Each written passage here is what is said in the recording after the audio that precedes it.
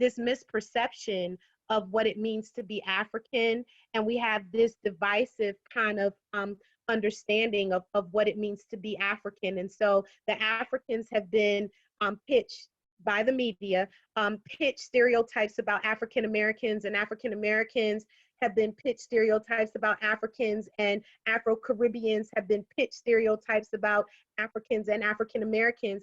And that's all by design, because I want you all to understand that the world's wealth is coming out of the womb of Mother Africa. I'm gonna say it again. The world's wealth is coming out of the womb of Mother Africa.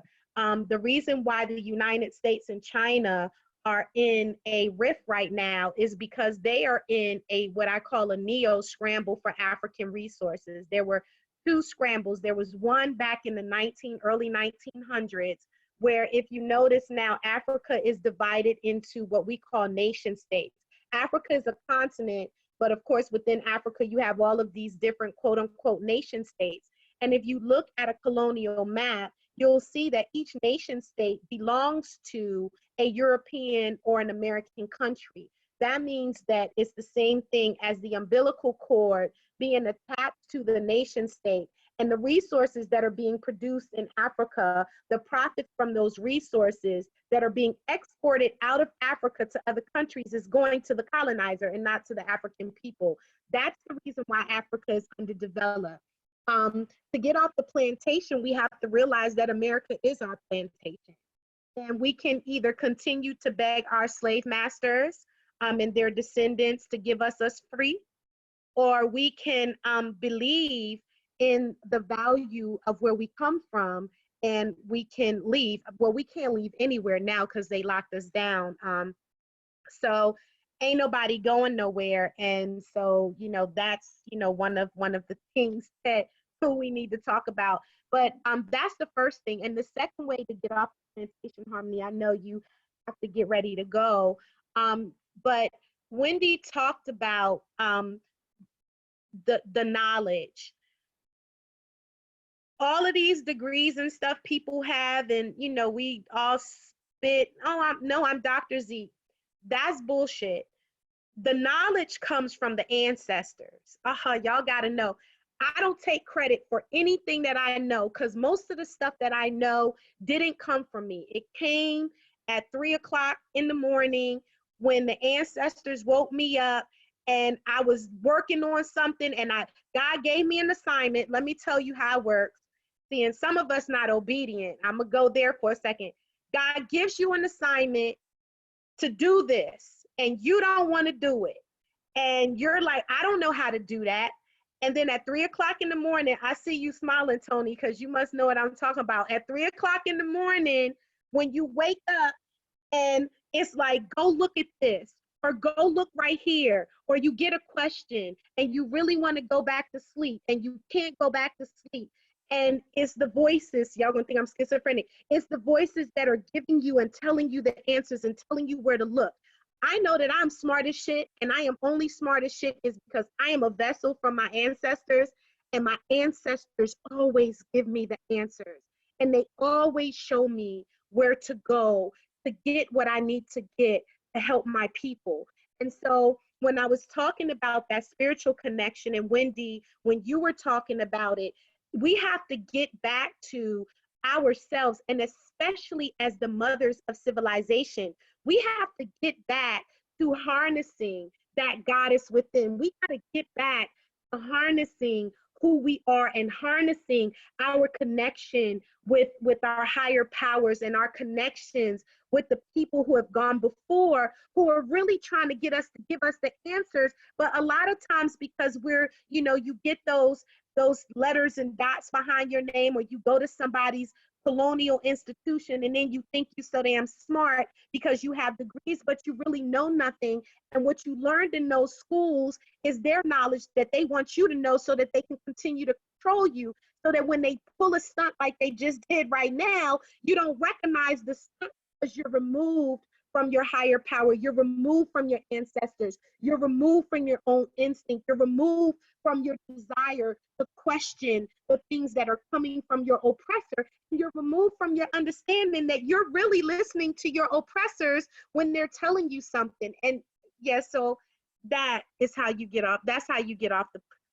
And I want to add something there too. That's my cousin who asked the question. The plantation looks different for everybody. If you're living with somebody who is driving you crazy, that's a plantation too. I mean, there's all different types of plantations. You just have to figure out which one it is, and everybody's different. And so for me, the plantation was corporate America. I was mistreated. I was underpaid. I was underdeveloped.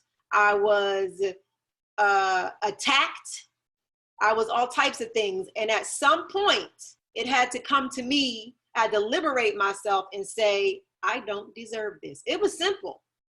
I just didn't deserve it. I didn't deserve that. And on top of not deserving that, I deserved more.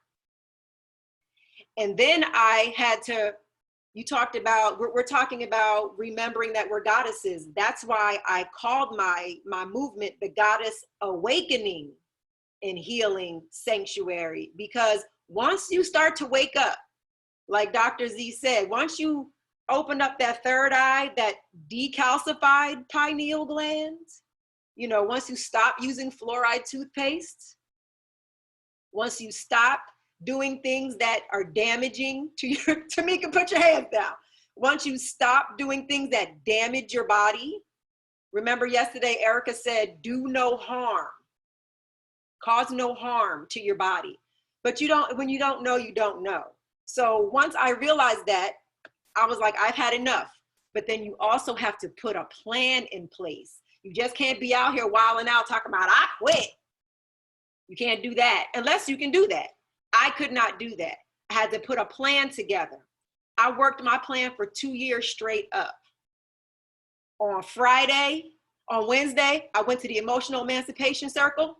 On Friday, on Friday, I bought a house, closed on my house. And on Monday, I was out with a plan. And so, and then I was watching Underground the whole time. That series, Underground, gave me a lot of courage. I don't know if you have seen Underground, put a 1 in the group, in the thing, so that I can know who saw it. Underground was a show on some TV station. They took it off because that joint was too powerful. And I said, if my ancestors could get off of the plantation back then without the internet, then I surely could. And I did. I wanted to say too, though, and liberation means a lot. I think too, though, we have to look at the way that this country bonds us to the plantation too. Sometimes we got to be willing to make some sacrifices. I mean, I have a house too. Um, and I got a mortgage payment, and Wells Fargo, I'd like to think that, I own my house. I do not. Wells Fargo owns my house. And the minute I stop paying my mortgage, Wells Fargo is going to come and get it. And sometimes, though, when you're talking about liberation, depending on how bad that oppression gets, you got to be willing to make those sacrifices. And if it means leaving your home, the plantation is where we were fed and we were doing work, and, we had clothes. We weren't fed good. We worked hard. We didn't have good clothes, but we were there. And, sometimes you're afraid to flee that comfort zone. But true liberation means sometimes you have to flee, and then you have to be willing to put in that absolute work that it takes to build your own, and I think, how we view, and Essie, absolutely, it is the death grip. Student loans are the death grip. Mortgage, any loan is a death grip, because any loan that you get requires that you do labor to keep it. And that's why they issue you credit, because if they issue you credit, you owe. And that goes from personal all the way international. That's the reason why these, European and Chinese and American companies own these islands and own parts of Africa, because once they issue you credit, you got to pay it with interest, which means that you owe them. So, yeah. You're on mute, I think. You said something about instinct. what's happening around us. Many of us have a lot of things that we think about in the middle of the night about what we think it is with this COVID-19 or whatever.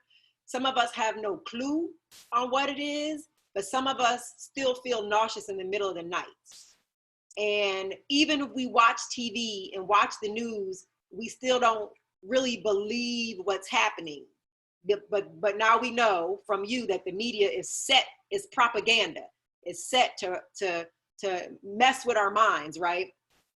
Well, what can you tell us specifically during this time on ways to tap into our instinct, our intellect, and our intuition, and to trust it? We might not have all the answers, but I think baby steps will go a long way, especially with this time and keeping people out of fear, because when you're in fear, you're paralyzed. We learned that the last few days. It causes paralysis, fight, flight, fear, and freeze. We don't want to freeze. What can you tell us? How can we tap into it and trust it? And where should we be looking to get some of those answers? So, I mean, I think, and I see you, Carm, I'm coming to your question too. That's really faith. You know, Black people talk about faith, but Black people talk about faith from a religious perspective. They don't talk about faith from a spiritual perspective. And there's a difference between religion, religiosity, and spirituality. Religion is a man-made institution, and it's supposed to be an institution that allows people to express their spirituality and to develop a connection with their higher power. That's what it's supposed to be. It's supposed to be people leading people through the will and the word of the creator, which really is a universal word if you study religion, but I'm not going to go into that. But it's supposed to be that place where people are led to the will and the word of a higher power and a creator.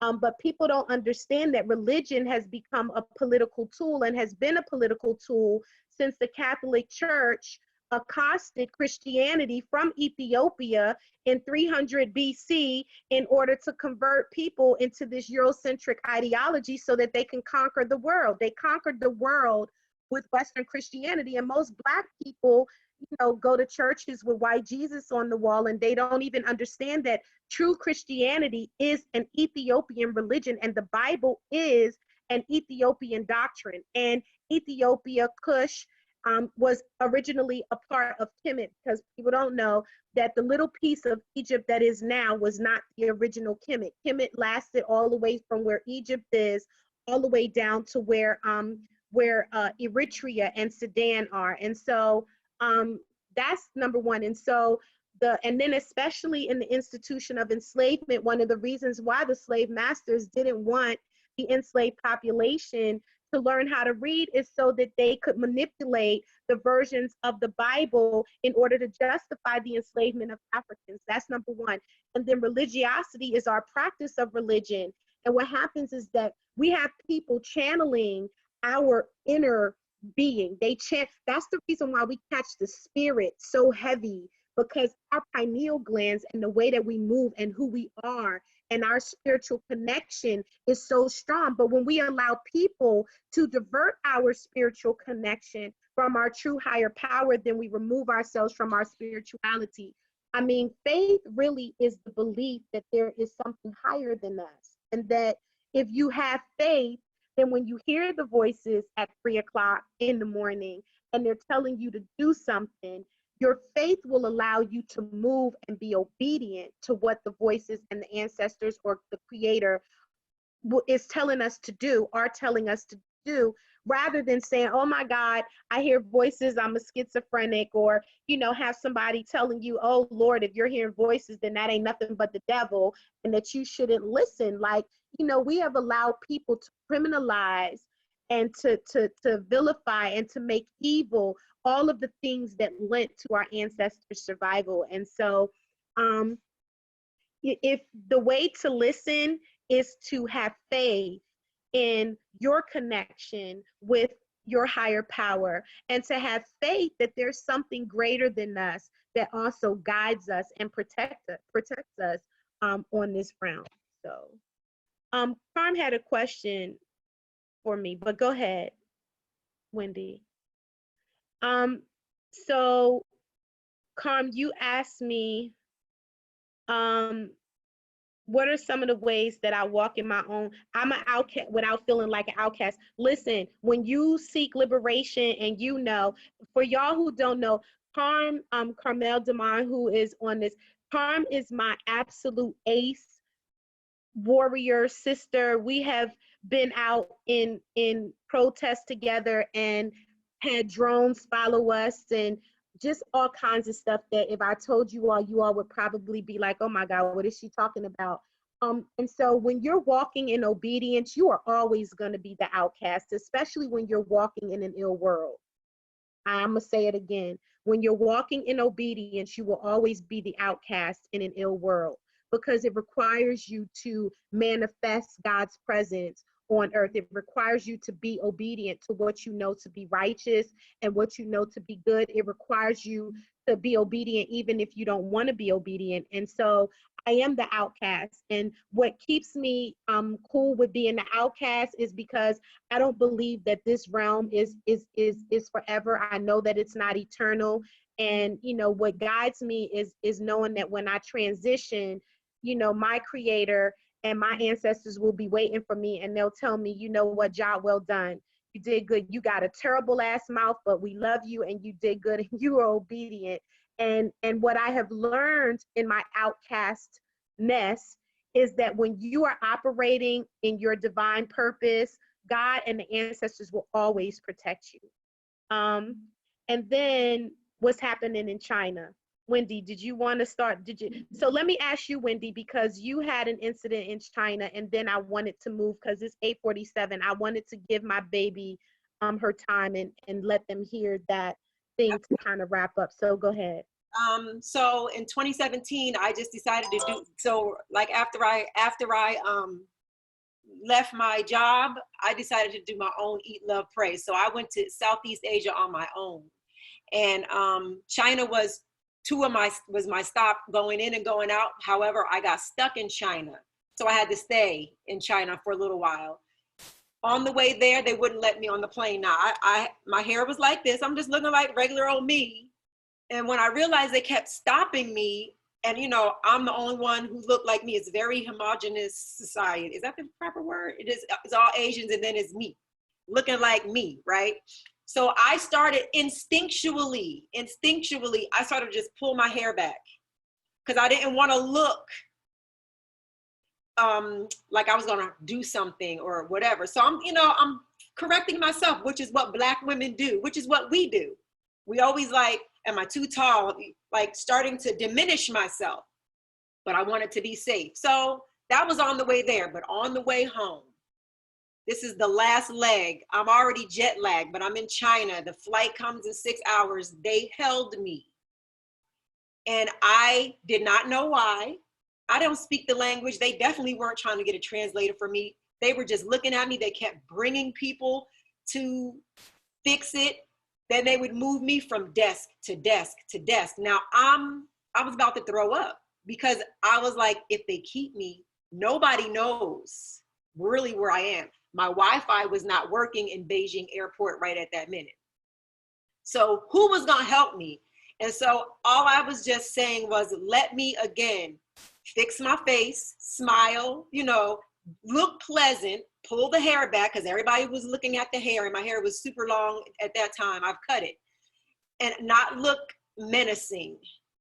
And I never knew what it was. It was like 2 or 3 hours. So now I'm starting to be afraid I'm not going to catch my flight. And then out of nowhere, they were just like, go ahead.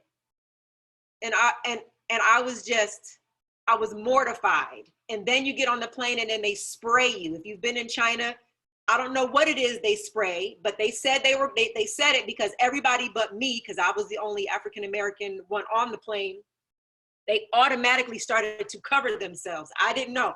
I just followed suit and they came through and sprayed us with whatever. So China, I don't have a good feeling about China. And so one of Dr. Z's students that she's going to share this story with us, but there's an audio to play, but you have to be really, really quiet because it's really, really low. And so I have to find it now because I had it, but I don't know where it is. Let me see if I can find it in my text messages. I sent it to myself in text. But can you set up what it is that we are listening to, Z? Okay. Sorry. So, the reason why I'm actually sharing this is twofold. One, I'm going to ask for you all's help and you all's guidance. But most importantly, I have been a strong proponent that this governmental response to coronavirus was initiated in order to promote some kind of genocidal agenda.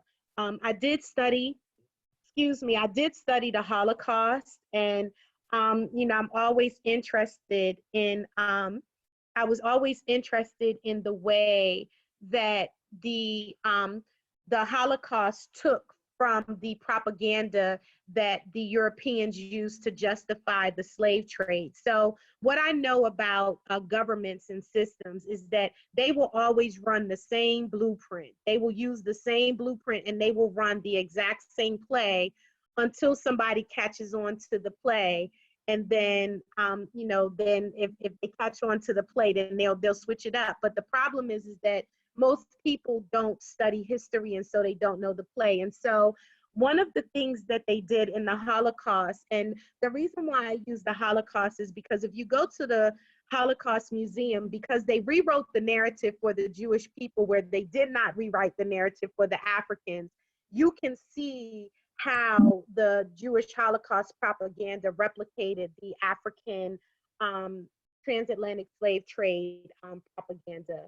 Um, and one of the things that they did is they, first of all, they labeled the Jewish people disease carriers. They labeled them inferior. They labeled them criminal. They had everybody to go back into their houses, into their communities, so that the government would know where they were. And then when they were ready to start rounding people up, they went into the Jewish, and ironically, they were called the ghettos. And so they went into the Jewish ghettos and they rounded up the Jewish people. And initially, when they, put the first batch on the quote unquote trains, people thought they were riding to freedom, but they were riding to concentration camps. And when that wasn't well enough, they made the death chambers inside the train. So you get on the train and you would be executed by gas. And so when I started to see the ships and everything, it immediately took me to that place. So I was posting a lot about, not that I don't believe the coronavirus is real. I do believe it's real, but I do also study biological warfare. There's a biological warfare treaty. If there wasn't biological warfare, they wouldn't need a treaty. And they put all of these things online from the source so you can see it yourself, but they know nobody is going to look at it. So there's a biological warfare treaty.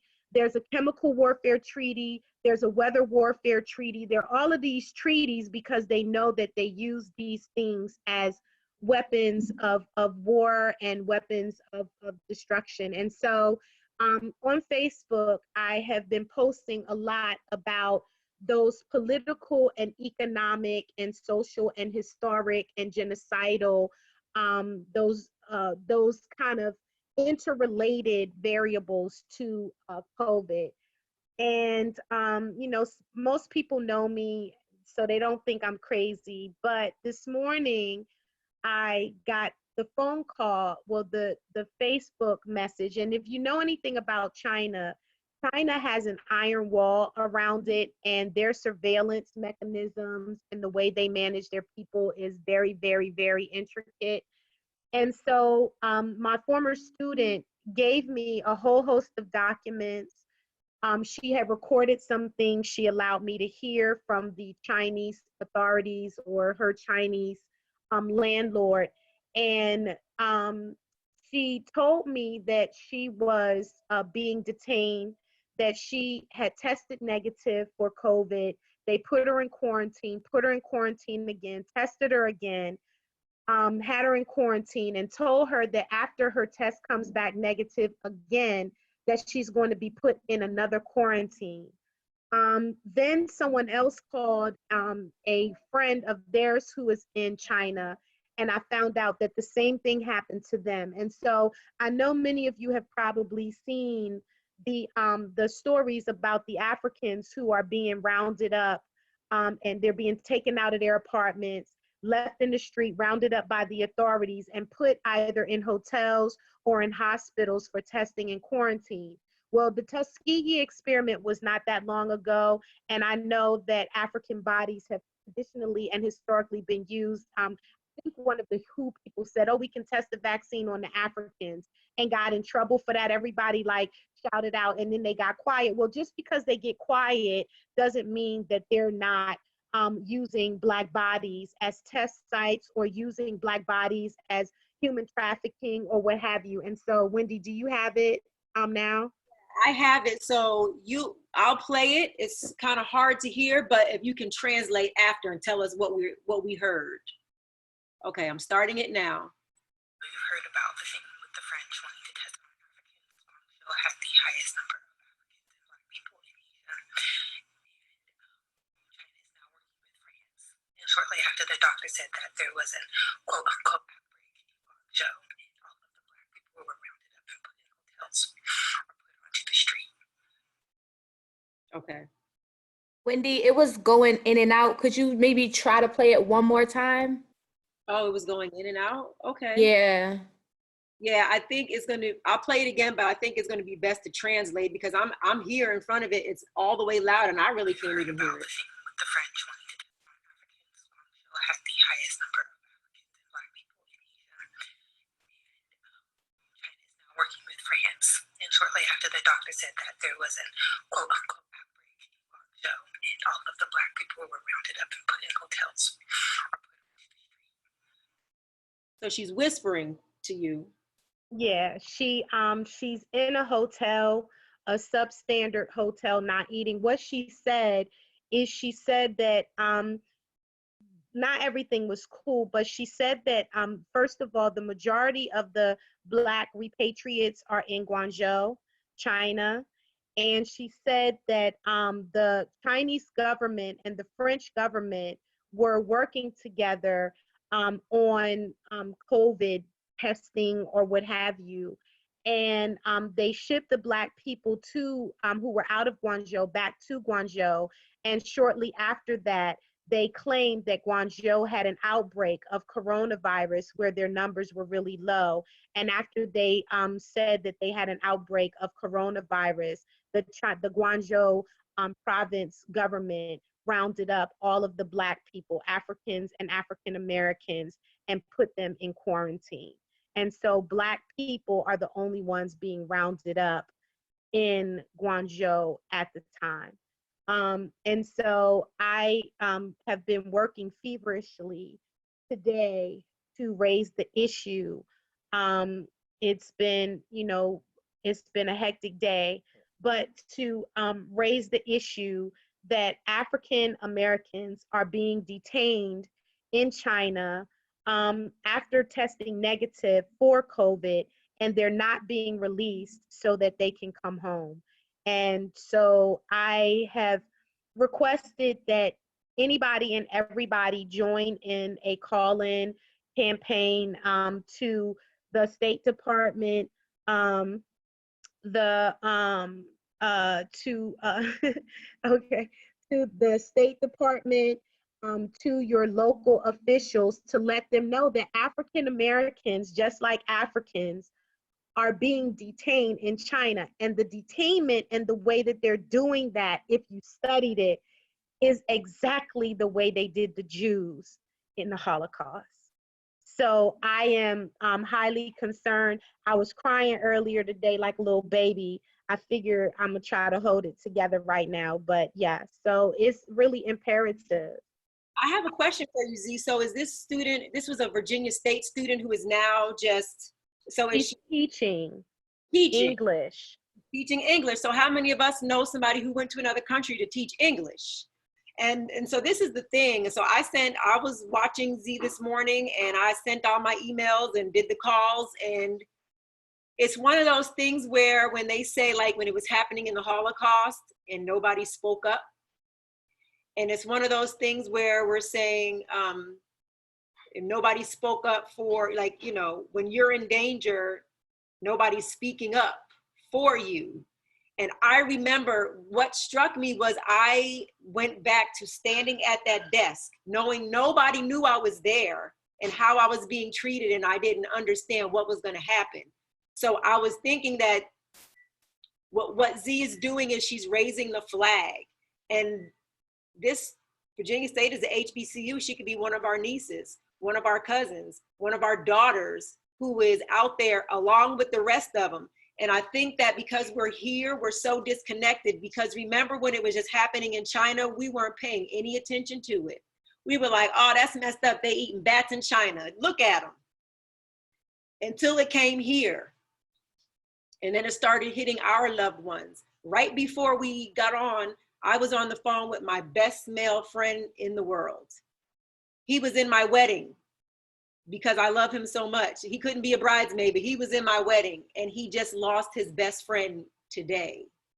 So I had to check on him, and I'm listening to my best friend try not to cry, because now it hit home. It's not just them. And I'm telling him it's okay to cry, because this is traumatic and this is crazy times that we're living in. So I just wanted to say, you know, Z has some marching orders that we can, because as Black women, we got to stick together. This is the thing. Nobody's coming out of nobody's sky to come save us. I'm sorry. They not. It's on you. It's on us. It's on us to trust ourselves, to trust our ancestors, to trust our family and friends, and trust each other. And whoever is the allies, let them be the allies, because the goal is to survive and to thrive.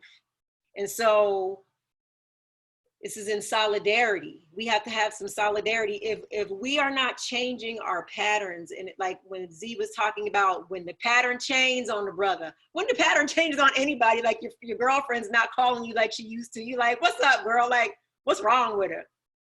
If we don't do something different now, if we don't see something different now as our community is passing away at a higher rate, this gentleman who died can't be 53, 54. That's it, 53, 54. Went to Virginia State, as a matter of fact. Virginia State alum. Okay, he was there before me. I didn't know him. But if we don't do something different right now, then I don't know when we will. And that's part of the brainwashing that we've experienced in all these decades. And it's really not like nobody's saying, if you weren't aware of any of this stuff, go out and fight the power tomorrow. What we're saying is baby steps. And we're saying, just open your eyes a little bit and trust yourself and trust your instinct. And I want to say this, Z, since you were talking about ancestors, a lot of people don't even know what the ancestors are or who they are. I was told the ancestors are the most underworked population because we don't ask them for anything. They are standing there at the ready. Your great-great-grandmother that loved you so much, or your old auntie that used to put that little bit of change in your hand before you left to go back to college, or cook you the chicken and put it in the bag so that you could have something on the road before you got back to Hampton. Remember her? And she's not here anymore. She's waiting for us to just say, please help and please guide. And that's what we can do in this time. I have never been at my altar as much as I have been in these days, in this lockdown time. And I call it the pause, because I know I'm gonna be all right. My body is strong. I have to say that I'm strong. I have to believe I'm strong. I have to do things to keep myself strong. But I haven't been at that altar as much as I have been now, because I'm just like, I don't know what to do. And I know that you all do. And my grandmommy and my granddaddy and my auntie and my Uncle George, they love me. And I know that they will tell me, and my ancestors. And so talking about African ancestry, I went to East Africa, but then I also went to West Africa. which is where I traced my DNA from. And I went back to connect with my great, great, great, great, great, great, and kidnapped and commodified grandmother. And I told her, I'm sorry. And what do I need to do moving forward? How can I be of service? So we can all do the same thing. It's as small as the picture that you already have up. You already have pictures of your relatives who have passed away. The next time you see that picture, go by and say, hey.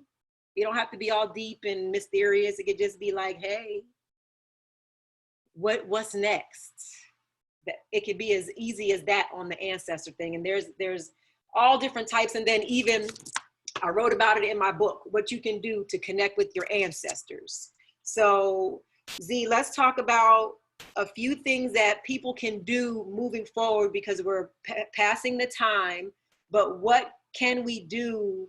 What are like 3 steps that our sisters can do and look for as they're moving forward, as they're watching the news through a different lens, as their belly is telling them something and they're not going to suppress it this time, they're going to believe themselves, things like that.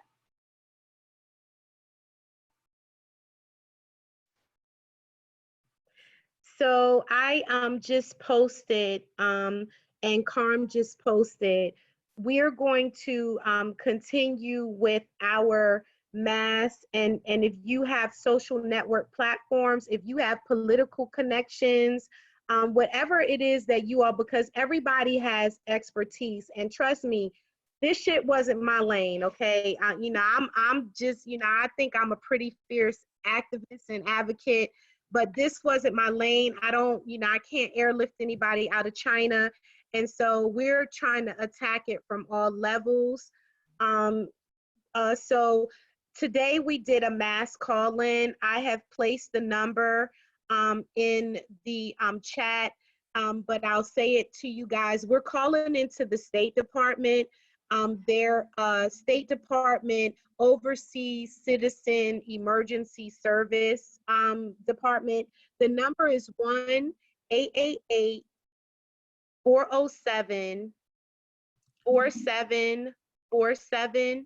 Again, that number is 1-888-407-4747. So we'll be continuing to bombard the State Department to not only bring her and her colleagues home, but for the United States to hashtag bring all of our people home, because it's not just happening. I don't know if I said, after I posted that, I got several other calls. Kwame, you're on the line. I saw you. I think it's important before we go that you also share your story so that we understand. So that's the first thing.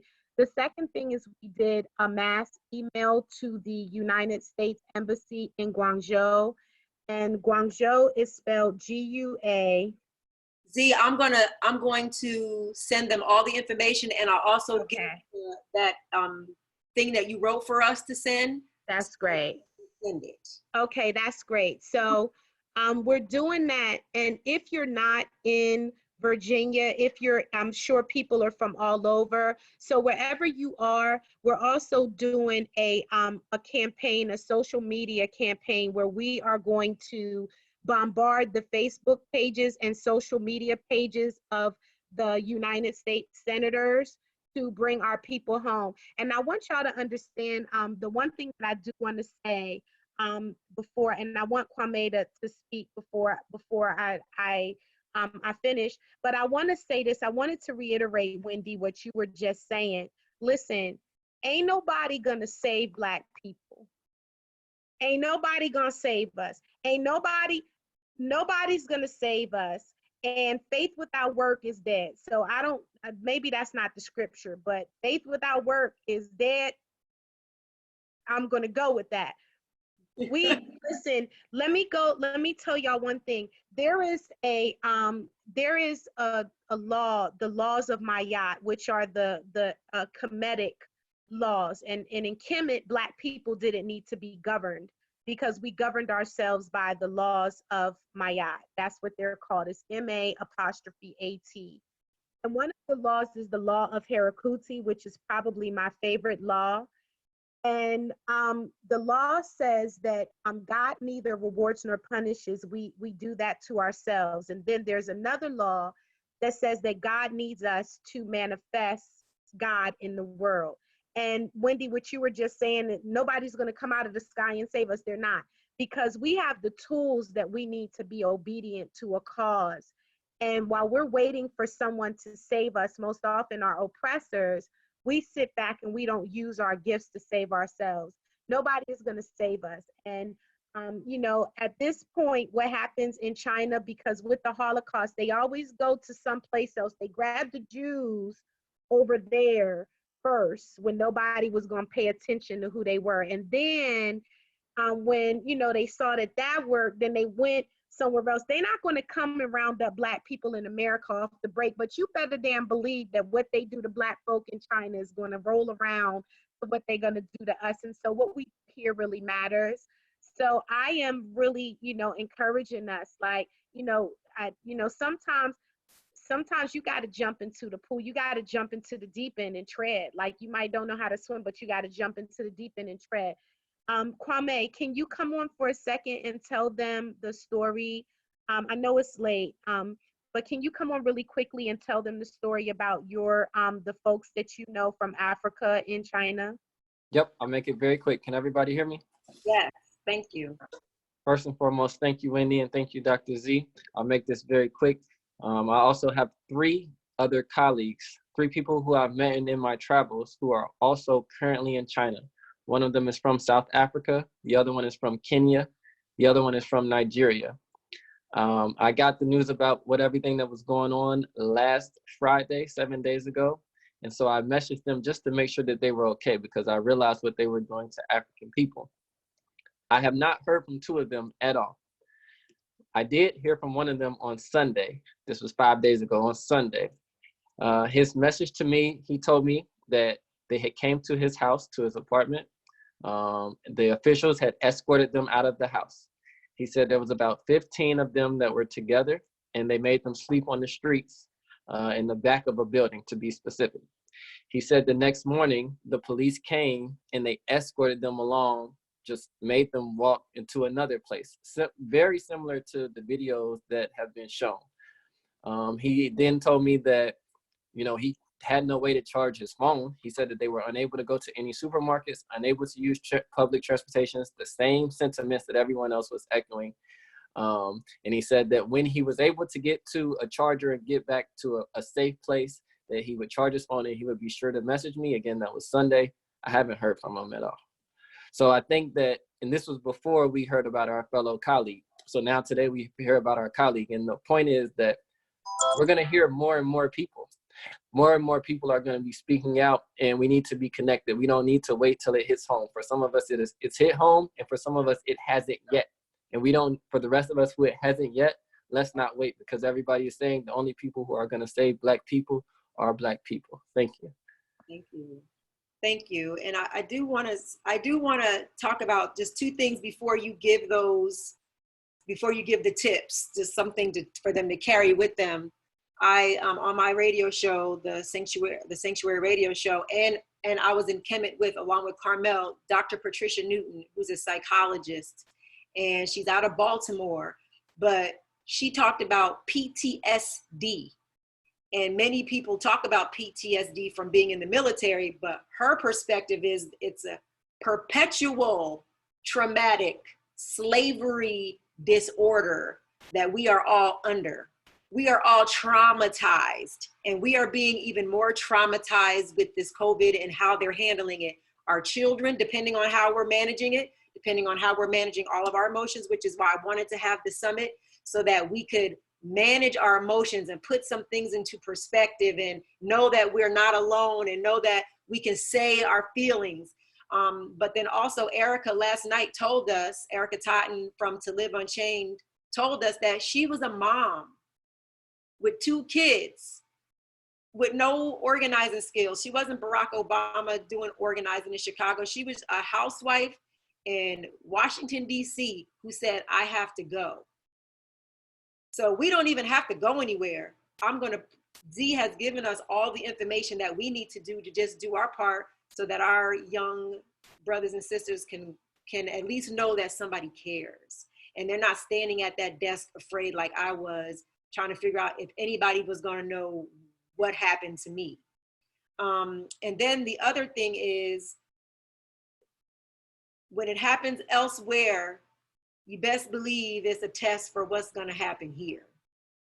So, but I don't know how to pronounce this, but Z, you can help me. The hydrochloroquine that they're wanting to use to test or put in, use for this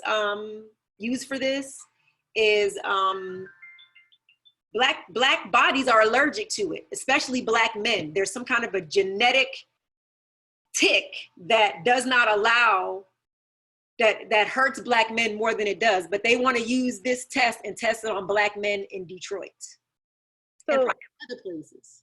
So let me jump in with that real quick, which is why I talk about research, because I've probably learned more about virology since COVID and physics since COVID than I did when I was in school. First of all, hydrochloroquine or hydrochloroquinone, whatever it's called, is a medication that they use for lupus, and it's an immunosuppressant. That means that it suppresses your immune system, and so it's used for disorders that that excite your immune system. And so, you know, when you're talking about a virus, because you can't treat a virus with antibiotics, anything that suppresses your immune system, you know, I mean, you know, if your immune system is already compromised and then you compromise it further by taking something that further suppresses a compromised immune system, then basically you predispose yourself.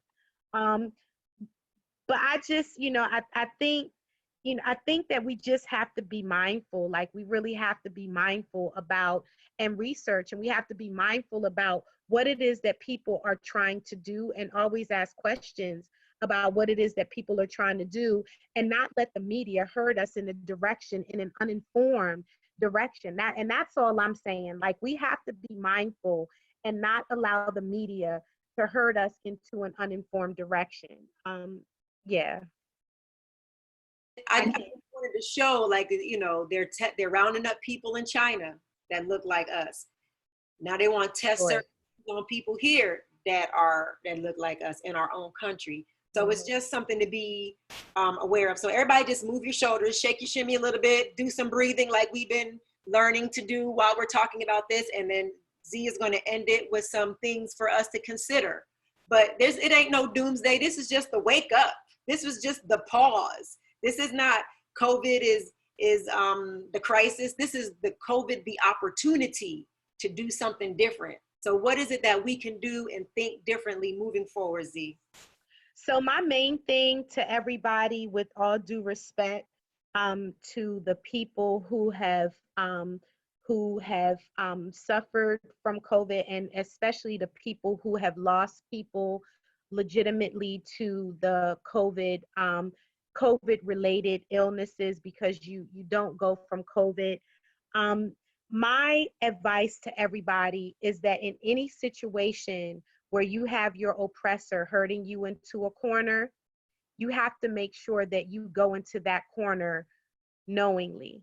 That means that anytime you have your government systematically disenfranchising you from your constitutional and your human rights, when you decide to go, you should go on an informed basis. And the way that you inform yourself should never be based on what the media tells you.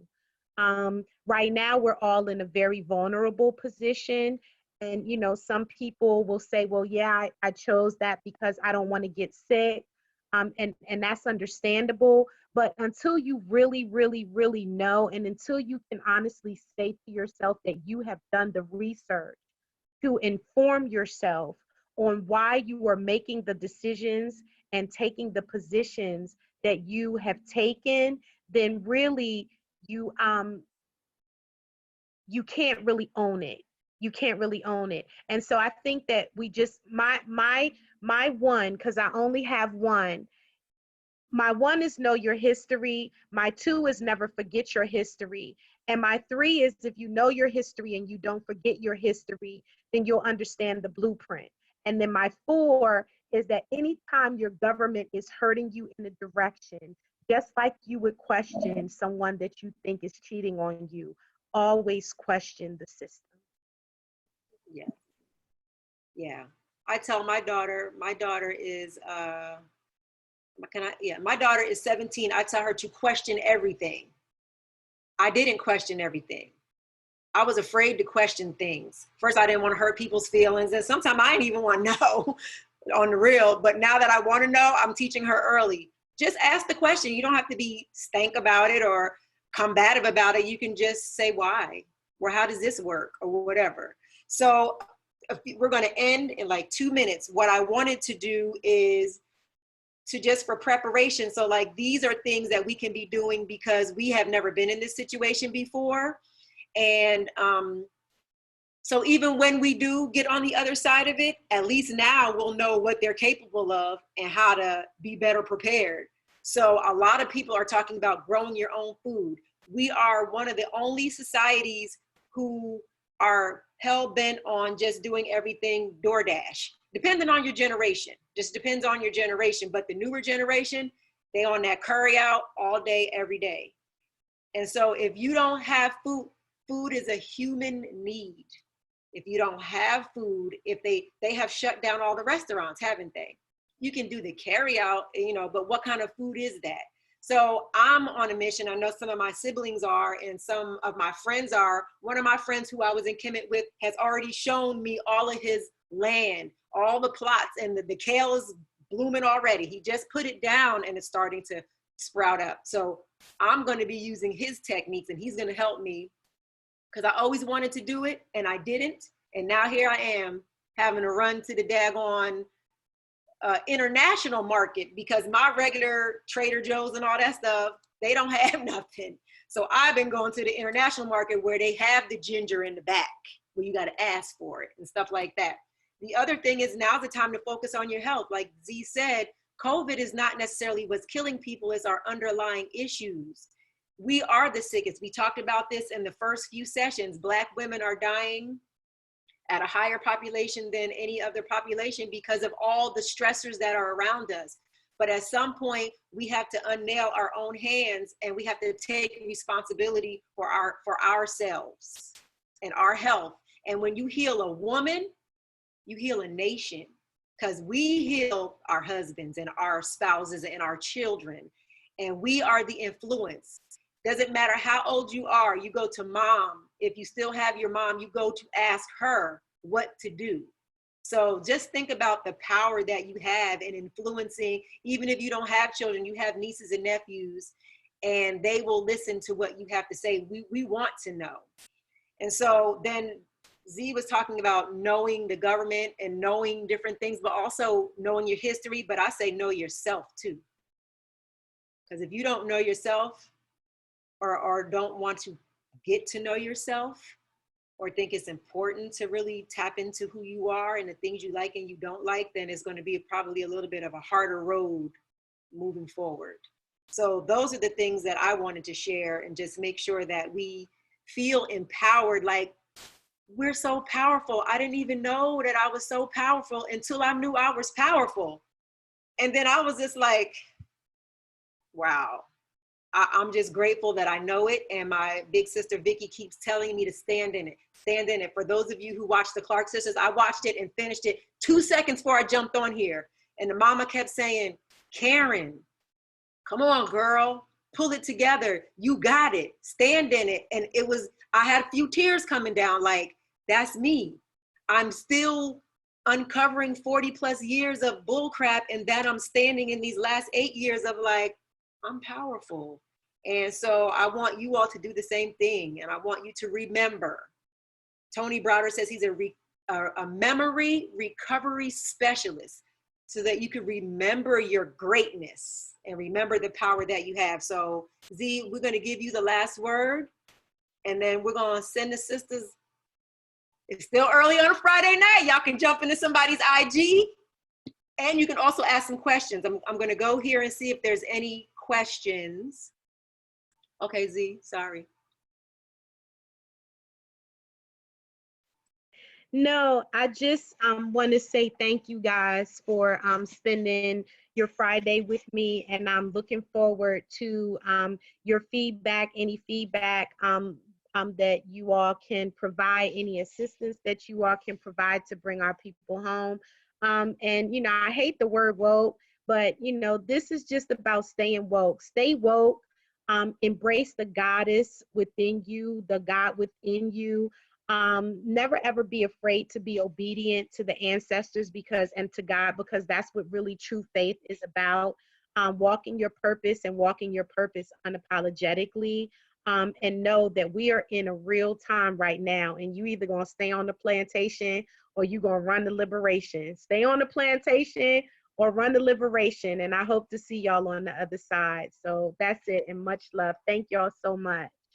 Thank you, Dr. Z. So I am going to send all of the, Carm, you want to say something? You popped on, okay. Does anybody want to say anything? Anybody?